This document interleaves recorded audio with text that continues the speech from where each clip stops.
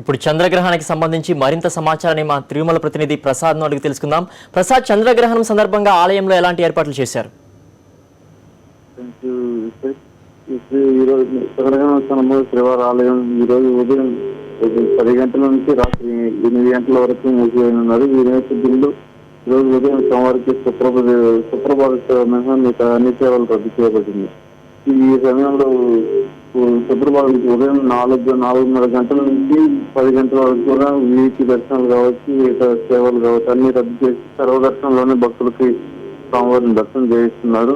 వీలైనంత త్వరగా వీలైనంత టైం సర్వదర్శనంలోనే భక్తులకు దర్శనం చేయించడం వల్ల భక్తుల రద్దీ కూడా కొంచెం తగ్గించి ఏర్పాటు చేసింది. అలాగే ఈ ఉదయం 10 నుంచి రాత్రి 8 గంటల సమయం మధ్య కాలంలో కూడా అన్నదాన సత్రంలో భక్తులకి అన్నప్రసాదం కేటాయించడం కూడా వేస్తుంది. గ్రహణం సందర్భంలో ఆహారం తీసుకురాల నేపథ్యంలో ఇక్కడ అన్నప్రసాద కేంద్రంలో కూడా అన్నదానం నిర్వహిస్తుంది.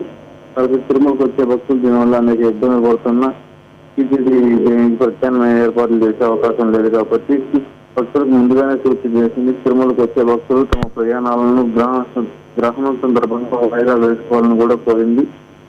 తిరుమలలో ఇప్పటికే దాదాపు 1,00,000 మందికి పైగా తిరుమలలో భక్తులు వేసి ఉన్నారు. గ్రహణం సమయంలో దాదాపు 10 గంటల పాటు శ్రీవారి ఆలయం మూసివేయ నేపథ్యంలో వీరందరికీ రాత్రి 8 గంటల తర్వాతే వీరికి దర్శనం ఏర్పాట్లు ఉంటుంది. హలో.